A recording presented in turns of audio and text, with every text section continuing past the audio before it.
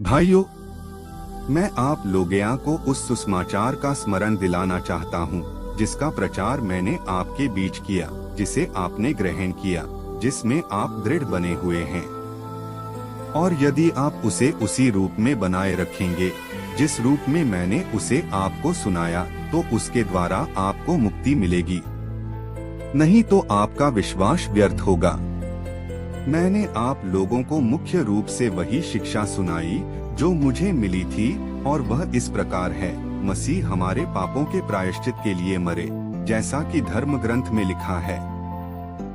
वह कब्र में रखे गए और तीसरे दिन जी उठे, जैसा कि धर्म ग्रंथ में लिखा है। वह कैफ्स को और बाद में बारहों में दिखाई दिए।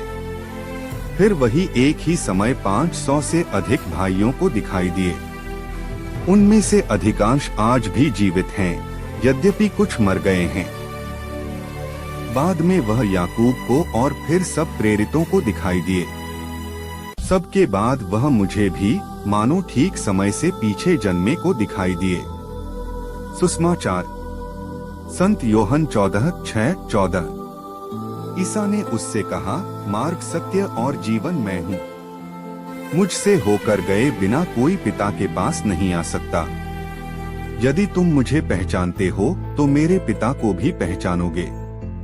अब तो तुम लोगों ने उसे पहचाना भी है और देखा भी है। फिलिप ने उनसे कहा, प्रभु, हमें पिता के दर्शन कराइए, हमारे लिए इतना ही बहुत है। ईसा ने कहा, फिलिप, मैं इतने समय तक तुम लोगों के साथ रहा, फिर भी तुमने मुझे नहीं पहचाना। जिसने मुझे देखा है उसने पिता को भी देखा है। फिर तुम यह क्या कहते हो, हमें पिता के दर्शन कराइए?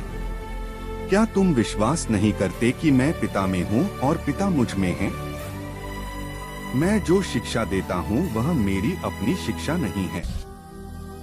मुझ में निवास करने वाला पिता मेरे द्वारा अपने महान कार्य संपन्न करता है। मेरी इस बात पर विश्वास करो कि मैं पिता में हूँ और पिता मुझ में है, नहीं तो उन महान कार्यों के कारण ही इस बात पर विश्वास करो। मैं तुम लोगों से यह कहता हूँ, जो मुझ में से विश्वास करता है वह स्वयं वे कार्य करेगा जिन्हें मैं करता हूँ। वह उनसे भी महान कार्य करेगा, क्योंकि मैं पिता के पास जा रहा हूँ। तुम मेरा नाम लेकर जो कुछ मांगोगे मैं तुम्हें वही प्रदान करूँगा, जिससे पुत्र के द्वारा पिता की महिमा प्रकट हो। यदि तुम मेरा नाम लेकर मुझसे कुछ भी मांगोगे तो मैं तुम्हें वही प्रदान करूँगा। मनन चिंतन। आज प्रेरित संत फिलिप और याकूब का पर्व है। सुसमाचार अल्फाई के पुत्र याकूब के बारे में अधिक जानकारी प्रदान नहीं करते। वहीं चौथे सुसमाचार में फिलिप को एक ऐसे व्यक्ति के रूप में दर्शाया गया है जो दूसरों को प्रभु यीशु के पास लाता है।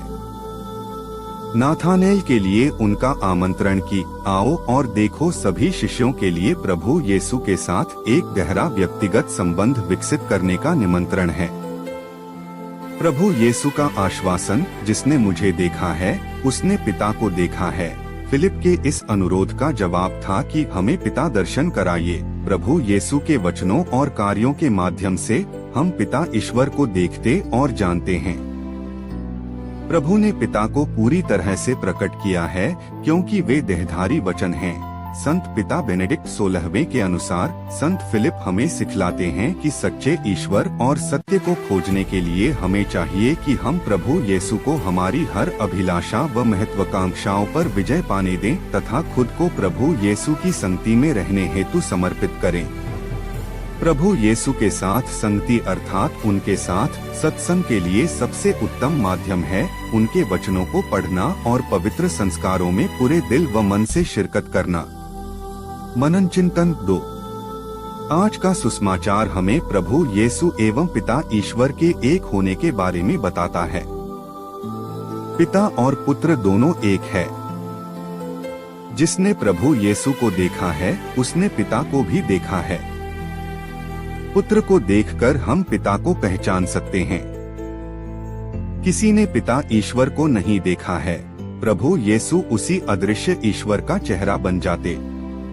प्रभु यीशु ने अपने जीवन के द्वारा पिता ईश्वर के वास्तविक स्वभाव को हमारे सामने प्रकट किया था। हम प्रभु यीशु के द्वारा पिता ईश्वर से करुणामय स्वभाव को पहचान पाए। प्रभु यीशु के वचन और कार्य पिता ईश्वर के द्वारा प्रेरित किए गए थे, इसलिए प्रभु यीशु को देखना और उन्हें अनुभव करना पिता ईश्वर को देखने और अनुभव करने के समान है।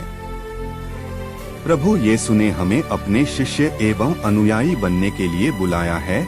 जिस तरह से प्रभु यीशु पिता ईश्वर की पहचान बन गए थे, उसी तरह से हम भी प्रभु यीशु की पहचान बनने के लिए बुलाए गए हैं। जिस तरह से यीशु पिता ईश्वर के साथ एक थे, उसी तरह से हमें भी प्रभु यीशु के साथ एक होना है। क्या हमारे कार्य हमारे प्रभु से प्रेरित है? क्या सारी दुनिया के लोग हमें देखकर प्रभु यीशु के दर्शन कर सकते हैं? मनन चिंतन 3।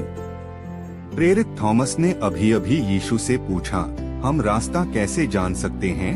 यह एक ऐसा सवाल है जो इस समय हम में से कई लोग खुद से पूछ रहे होंगे। अपनी प्रतिक्रिया के रूप में यीशु कहते हैं, यदि आप मुझे जानते हैं तो आप मेरे पिता को भी जानेंगे। मैं पिता में हूँ और पिता मुझ में है। यीशु हम में से प्रत्येक के लिए एक सुराग या एक नक्शा प्रदान कर रहे हैं। परमेश्वर जो प्रेम है, यीशु में वास करता है और यीशु परमेश्वर में वास करता है। इसलिए हर बार जब हम प्रेम के कार्य में भाग लेते हैं, तो परमेश्वर की उपस्थिति हमारे हृदयों में जीवित होती है। और ऐसा करने में हम यीशु और उस परमेश्वर में अपने विश्वास की गवाही देते हैं, जिसका सार प्रेम है। हम रास्ता कैसे जान सकते हैं? यह प्रेम का, सत्य का, अच्छाई का और सौंदर्य का मार्ग है। परमेश्वर में वास करने वाला पवित्र आत्मा मार्ग का नेतृत्व करेगा। क्या हम सुन रहे हैं और प्रत्युत्तर दे रहे हैं? यीशु का शिष्य और प्रेरित फिलिप गैलील में जेनेसारेत झील के तट पर बेतसैदा के मूल निवासी थे। वह सबसे पहले प्रेरितों में से एक था और नतनेल के बुलाहट में सहायक था। जैसे ही उसने मसीहा की खोज की, जो अपने मित्र नतनेल को उसकी खुशी में भागी बनाना चाहता था, फिलिप उसके पास गया और कहा, हमें वह मिल गया है जिसके बारे में मूसा ने कानून में और भविष्यवक्ताओं ने लिखा था, यीशु नजरेत का। नतनेल ने आश्चर्य से पूछा, क्या नजरेत से कोई अच्छी चीज आ सकती है? फिलिप ने उत्तर दिया, आओ और देखो। यूहन्ना 1:45।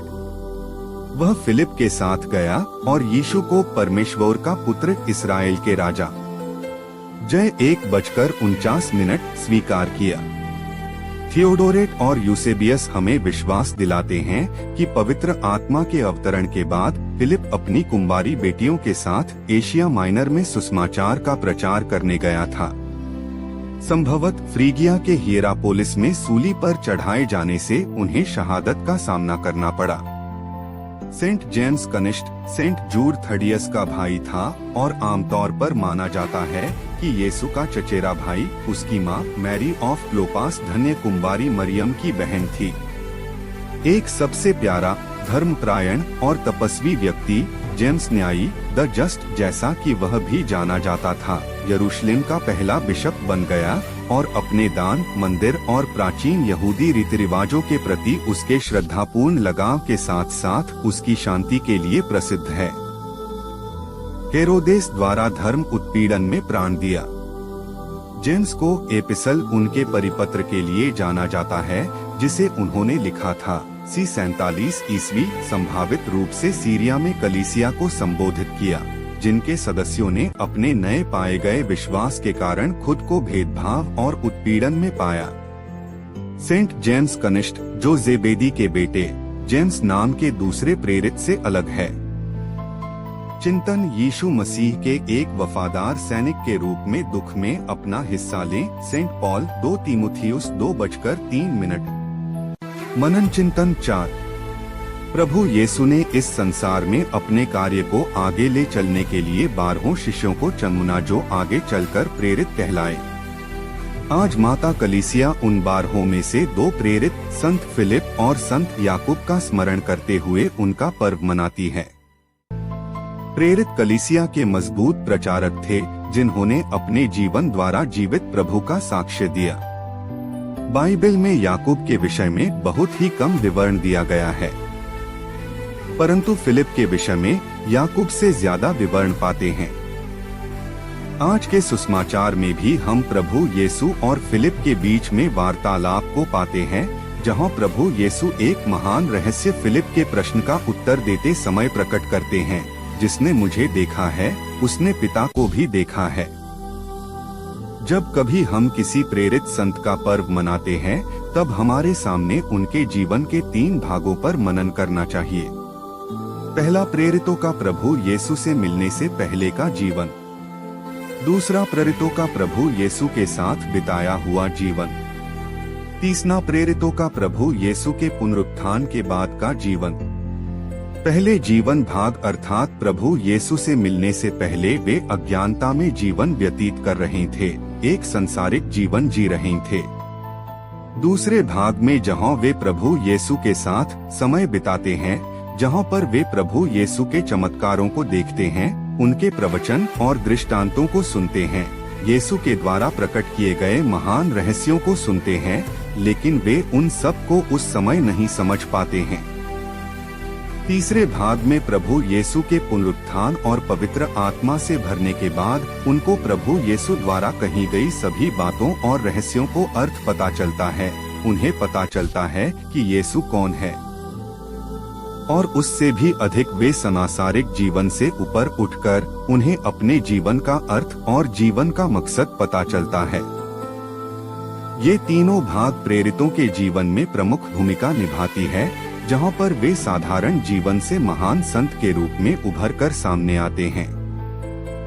प्रेरितों का जीवन हम सभी को प्रेरणा देता है कि हम भी यीशु और अपने जीवन के मकसद को पहचानें, और यह तभी हो सकता है जब हम यह तीनों जीवन के भाग को पूर्णता तक इस संसार में जिएं। हम में से अधिकतर लोग पहले या दूसरे जीवन के भाग में ही सिमटकर रह जाते हैं। आइए हम प्रेरित फिलिप और याकूब से प्रार्थना करें कि जिस प्रकार उन्होंने प्रभु और उनके इस संसार में आने के मकसद को पहचानकर उनके कार्यों के लिए अपने जीवन तक को न्योछावर कर दिया, हम भी उसी प्रकार यीशु को सच्चे रूप में पहचान सकें।